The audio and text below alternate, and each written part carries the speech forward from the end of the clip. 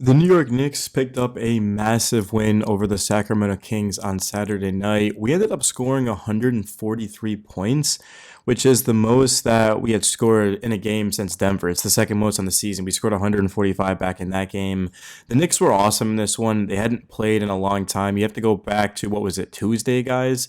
Played Tuesday at Brooklyn. So that's a lot of days rest. The Kings played on Thursday, so they had a little bit of rest, but you give the Knicks this much time off. I mean, of course, they're going to be able to score a ton of points, just given the fact that they're fresh and fresh legs goes a long way with the Knicks because all five starters are top 10 in minutes played. OG is literally third. Mikhail is number one, and Josh Hart's number two. Cat, I think, is ninth or something like that. So it's just kind of ridiculous just to see how much minutes these guys have to play in the regular season. But at the same time, that's how the Knicks are constructed. That's how the Knicks are built. And that's to get 100 points every single night or more from their starters to be able to win. And they've been doing it this season. But the bench has been stepping up, man. I'm very, very happy with how the bench has been playing. Looking at this Kings game, Landry Shamet, he only had 1 3 in the last 10 games. He comes in with a first quarter, knocks down 3 threes. I'm pulling up the stats right now as we speak. So yeah, we get, of course, in total 9 points from Shamet with those 3 3 balls in 13 minutes, 3 of 5. McBride scored 4 points plus 16. Campaign 3 points plus 14. Precious was unbelievable at 4 points, 5 boards, 2 steals, and a plus 27 in 18 minutes. So the bench contributed, but really the reason why the Knicks were able to pick up such a big win was the starting five. No surprise. Jalen Brunson at 25 points in 36 minutes. He was double teamed the entire game, even triple teamed.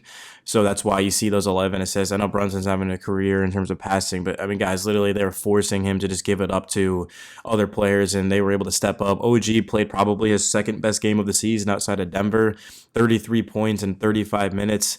4 of 7 from three, 12 of 18. OG was very aggressive, had a lot of dunks at the basket, a lot of tough finishes. Mikal Bridges was unbelievable, 27 points in 35 minutes, 5 of 7 from three. I mean, the Knicks in total shot 47.2% from three. You're not beating the Knicks when they shoot that well. Yeah, It's I just guess I not going will to say the happen. defense actually was not good tonight. The Kings ended up shooting it 38.9% from three, 48.4% from the field. They only turned it over 5 times. I feel like Malik Monk was the reason for that. And Sabonis, give him credit too. So, like, Monk had 31 points in 34 minutes. Sabonis had 25 points in 34 minutes. De'Aaron Fox was 6 of 20.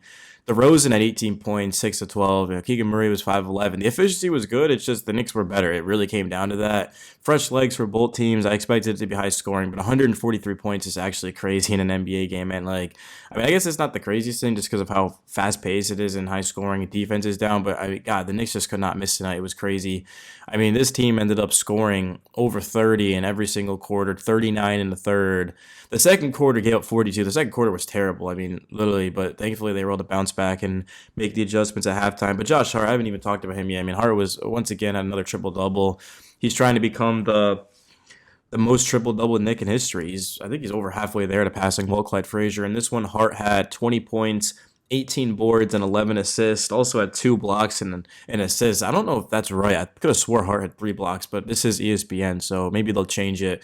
Hart played 40 minutes. I mean, it was hilarious. The Knicks were up 20 points with like 3 minutes in, and they still had their starters, and then they took him out. At first, they had Cat and Bridges in, and then they had just Catton, and then he ended up going into the crowd and hit a cameraman. I was just like, oh my God, no way. And then he got back up. So kind of crazy to be up that many points with 3 minutes and have starters in. But thankfully, Tibbs finally got them out of there, man, because it just kind of reminded me of the Randall situation. I mean, obviously, way more way different just because the Knicks he still kind of could have won that game. This game the Kings couldn't have, but that's just what Tibbs is going to do, man. He's going to keep his guys out there. He wants to win. He doesn't want to take any chances, and I honestly respect him for that.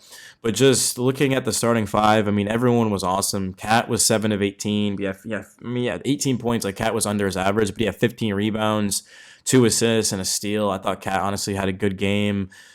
He had to go up against Sabonis too. That's a tough matchup for anyone in this league, but it's just one of those games where the Knicks, hopefully they can continue this and build some momentum because the upcoming schedule is going to be very, very difficult. I mean, the Knicks are going through probably their hardest stretch of the season. So looking at, of course, this win on Saturday, the Knicks' next game is going to be Monday at home against Memphis, and then Wednesday at home against Denver, Saturday at home against Los Angeles, the Lakers, and then Monday is going to be at home against the Rockets. That's going to be a revenge game, and then at Toronto. So the Raptors are the only bad team the Knicks are going to see. until I would say probably you have to go to. I mean, are the Heat? Can we call it the Heat? Are not bad. I mean, literally the Knicks. I don't even remember. I don't even know the next time we even play like a bad team, like a lottery level team. I mean, literally, guys. You're gonna have to go to. God, this. I'm still scrolling. That's why it's taking so long. Like March 12th. The next bad team the Knicks play is March 12th. I'm not even exaggerating. Now, of course, there's some 500 teams. There's some team like the Sixers aren't playing high level basketball, but they've got Tyrese Maxey, Paul George, Joel Embiid. Like that's not going to be an easy game. But just the Knicks are going to have to lock in here. But let's take a look at the standings and let's see where the Knicks are at right now. I'm kind of interested in that. So I don't know if I have that bookmarked on my PC. I'm on that right now. Don't know if I do actually. Okay, so the Knicks with this win, they're going to go to what 30-16. So that puts them 2 games behind the Celtics for the 2 seed and 6.5 games behind the Cavs for the 1 seed. That's the thing is a lot of people were panicking when the Knicks went through that rough stretch, but they're the 3rd seed in the East. Like, how can you be complaining about being the 3rd seed? It's going to take time. Everyone knew that. And being the 3rd seed, I mean, you go up against the 6th seed in the first round, which right now would be the Pistons. That would be not a great matchup for the Knicks. I mean, they're a young team with no playoff experience, so I think that would probably be a 5-game series, but like the Pistons are a tough, young, physical team. Like I wouldn't. That's not like an ideal matchup, but you still get home court. And then in the second round, you're probably looking at going up against. I guess it would be the Cavs. Yeah, I think it would be the Cavs. And then I mean, how would that work? Let's just say like the Cavs would go up against the Heat, Celtics, Magic. They obviously would win that. Knicks beat the Pistons, so now all of a sudden, so it's Bucks, Pacers. Let's just say that we'll just go off of like the Bucks winning that. So yeah, it would be Bucks. Actually, it would. Well, if that were to be the case, it'd be Bucks, Cavs, and it would be Celtics, Knicks. And honestly, I'd rather play the Cavs than I would the Celtics. So yeah, like seeding just doesn't really matter. Like the Cavs, like obviously give them their credit. Like they're the 1 seed, but I'd rather play the Cavs than the Celtics. So like seeding is not that important as long as you can have home court in the first round. I mean, I think that's good for the Knicks too. But the Knicks have like what's the Knicks record on the road? Like the Knicks are 15. The Knicks have this identical records at home and on the road. So I don't think it even matters that much. It's kind of funny too because the Knicks have just completely just decimated bad teams, like 8-1 in the division. Obviously, that lone loss was to the Celtics on opening night. So there's a lot of work to do, but I think that the Knicks, if we're gonna take anything away from this game, it's that rest goes a long way with these guys. Like imagine if the Knicks could play like this every single night, like if they can cut the minutes down, but the bench is gonna have to prove itself too. So Shamit needs to keep shooting like he did. He needs to keep doing what he's doing. Campaign's been awesome.